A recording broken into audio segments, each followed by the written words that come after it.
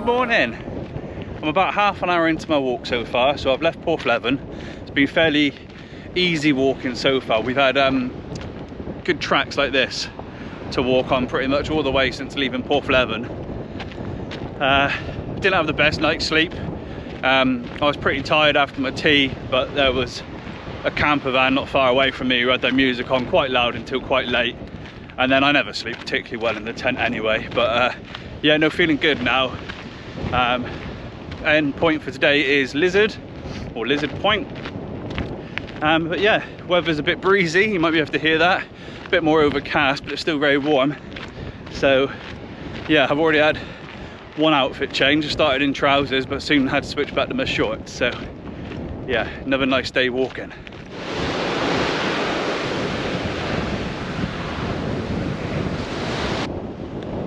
This is Low Bar, and behind me there is Low Pool, which was once a tidal inlet, but at some point storm waters from the sea there dumped this big bar of sand up in the middle, cutting off the tidal inlet. So I suppose in some ways that's good for me, because it's one less ferry crossing or estuary to sort of circumnavigate, so I can cut straight across the beach.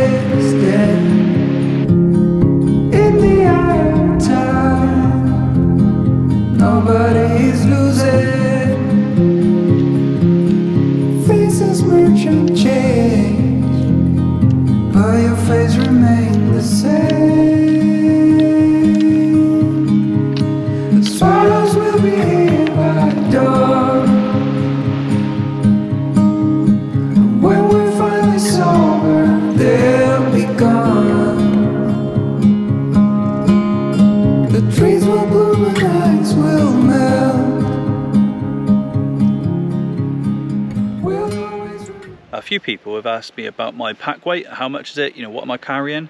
My bag is a 45 litre Osprey Exos, and I carried for this trip 12 kilos. So I weighed it before I came out. So it's 12 kilos, and that includes 2 litres of water, which is that's 2 kilos of one litre of water is a kilogram, plus my GoPro, my drone, my 3 batteries for my GoPro, 3 batteries for my drone, my 2 power banks to charge them up. So those electrical items for filming probably come to another 1.5 to 2 kilos probably. So I think my base weight, if I take off the filming stuff and the water, is around 8 kilos. So not too bad. It's heavy enough. When I first started doing the coast path, I think my pack was about 14 kilos. It was too heavy for me. And after that first week, I sort of invested in some new kit, got a new tent, new sleeping bag. Yeah, that's certainly helped a lot. One thing that I have left out of my pack this time is my stove. Is it worth bringing it, you know, just for the odd cup of coffee in the evening? So anyway, I've left that at home, save a bit of space in the bag, a little bit of weight.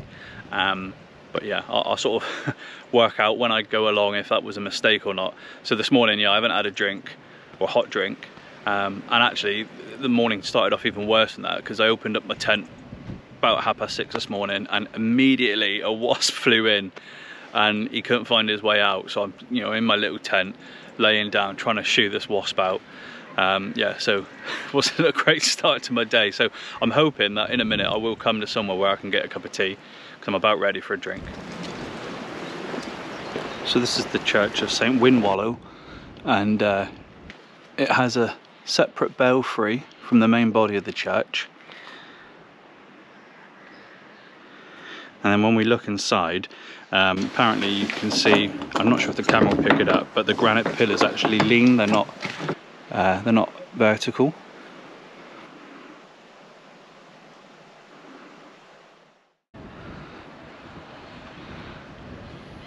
This is the aptly named Church Cove.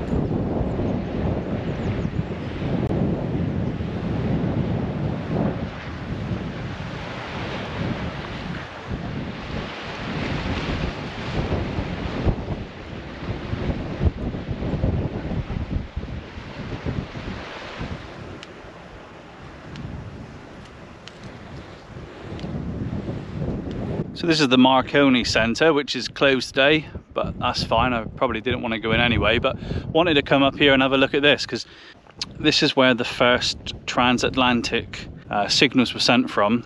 Marconi was Italian, and I think it's the sign back there said he left Italy around the turn of the century, I think, because the Italian government wouldn't invest in his experiments for his electronic communications.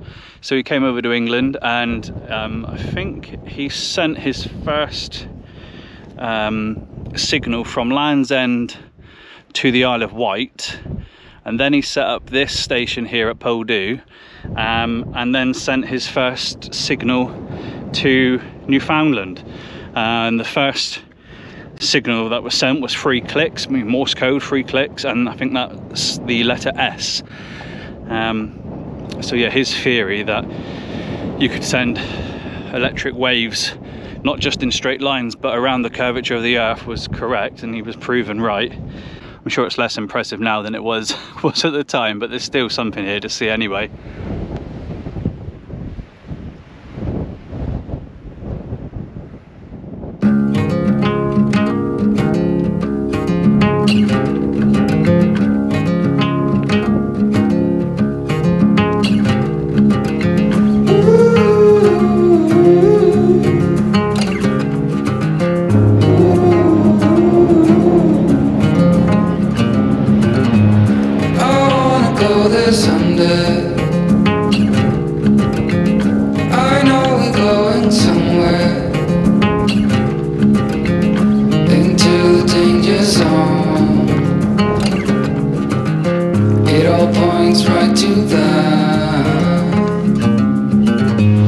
Set myself aside, lead the way on this drive.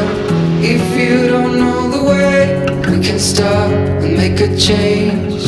I know we walk for days, losing hope, fading love. This night will be okay, waking up to another day.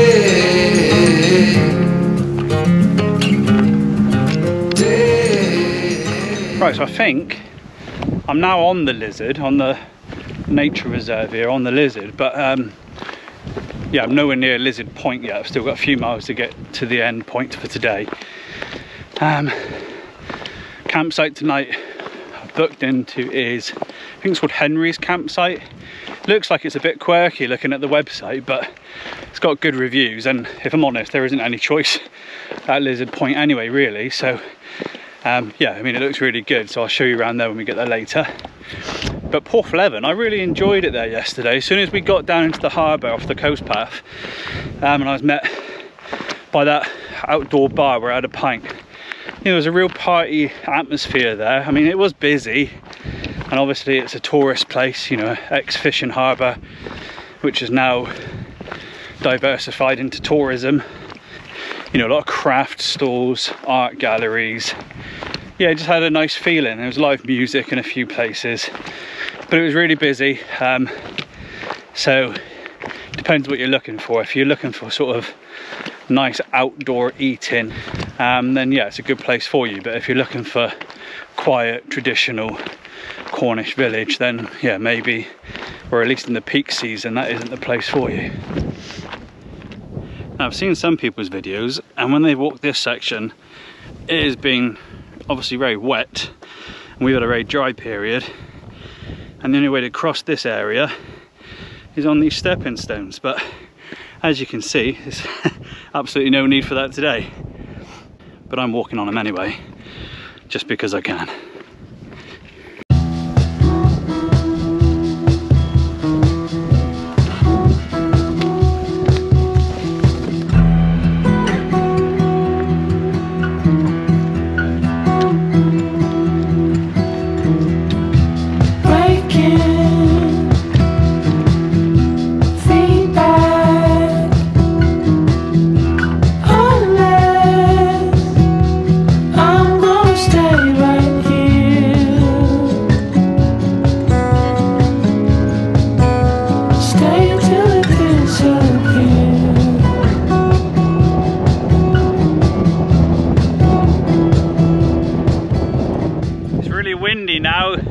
Well, I take my hat off because I think it was going to go over the edge of the cliff, and my glasses are on just to stop my eyes from watering.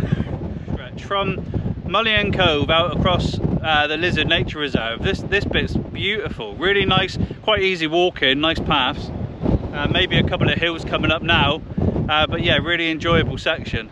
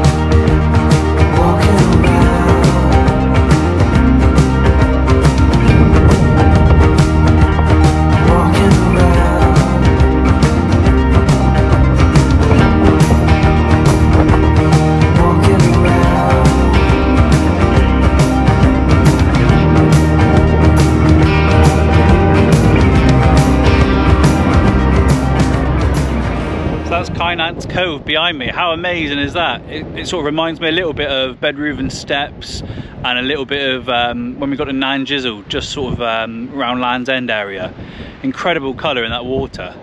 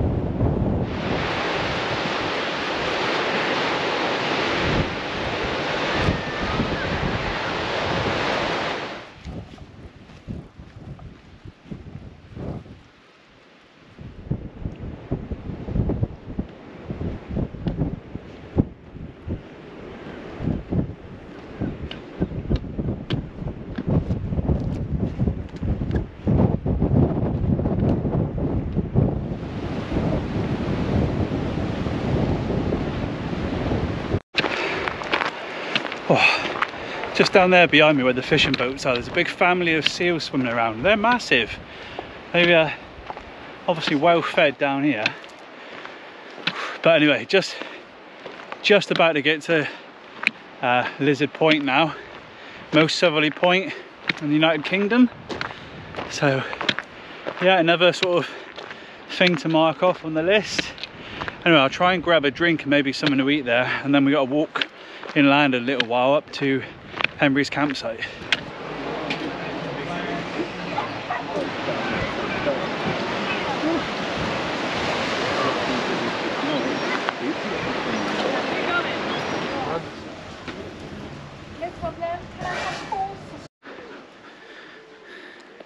Right, I'm at Henry's now, and I've just set up my tent and it's wet, so I've opened all the doors, but look who I've just found in the tent. That wasp from this morning. He's been in my bag, in my tent all day. I don't know how he's alive.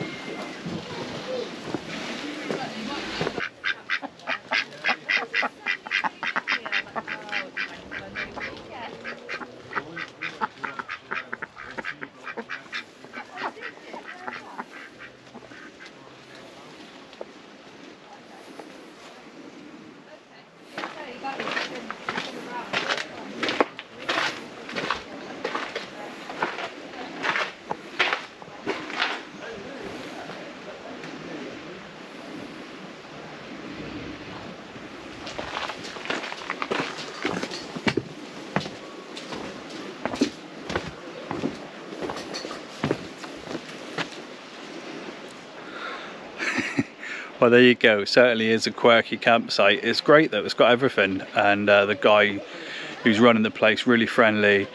They do phone charging, cups of tea, coffee, gas bottles. They've got a little shop up there.